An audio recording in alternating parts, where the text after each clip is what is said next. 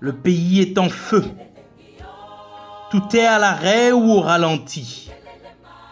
Dans les rues de Dakar, c'est la bagarre, c'est l'intifada. On se croirait dans une zone de guerre contre Al-Qaïda. Dans certaines villes du pays, le feu a pris et tout est parti en vrille. Lacrymo, balles réelles, nervis, tueries. Des corps qui tombent, des familles en deuil, des mères en pleurs. Des enfants boucliers, la foule fusillée. Les étudiants renvoyés chez eux comme des réfugiés de guerre, de la fumée dans les airs. L'université transformée en champ de bataille. Aïe aïe aïe. Le démon de la violence a décidé de faire escale au Sénégal. Après avoir visité plusieurs autres pays, il vient mettre une gifle à notre longue tradition de paix et de stabilité. Déstabilisé, notre pays s'enfonce dans un gouffre et se donne en spectacle face au monde qui s'inquiète de l'escalade. Il y a un peu plus d'1 an, le monde entier parlait de notre pays pour ses exploits footballistiques. C'était la joie au regard des statistiques.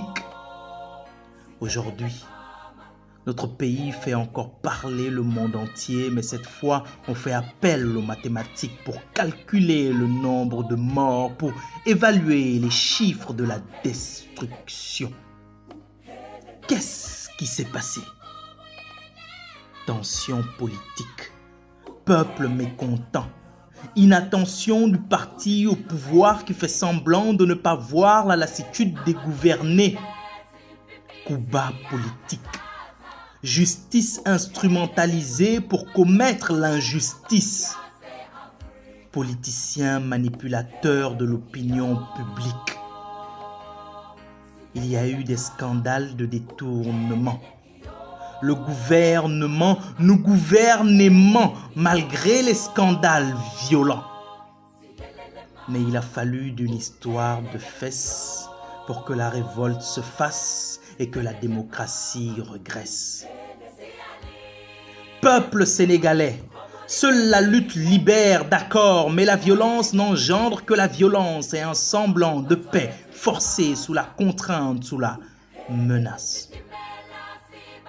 Depuis le début des manifestations, combien de relations amicales, familiales, professionnelles sont en train de mourir? Combien de personnes poussées par leurs émotions manquent de maîtrise de soi, sombrent dans la violence aveugle au nom de l'expression de leur colère et brisent les barrières du respect et des valeurs qui sont la base même de notre société. À quoi cela sert-il de se battre pour libérer le pays si au final nous serons tous divisés à cause de nos opinions, à cause de nos choix? Après cette lutte, le pays en sortira libéré, c'est sûr. Mais veillons à ne pas nous retrouver divisés, sinon ce sera dur. Cette lutte, ce n'est pas entre fils et filles du pays. Cette lutte, c'est pour la construction d'une société plus juste dans laquelle tous les Sénégalais auront les mêmes chances de réussite, les mêmes chances de réaliser leurs rêves, les mêmes chances de vivre heureux dans la paix, l'amour, la dignité. Alors, veillons à ne pas devenir aussi monstrueux que le système monstrueux que nous combattons.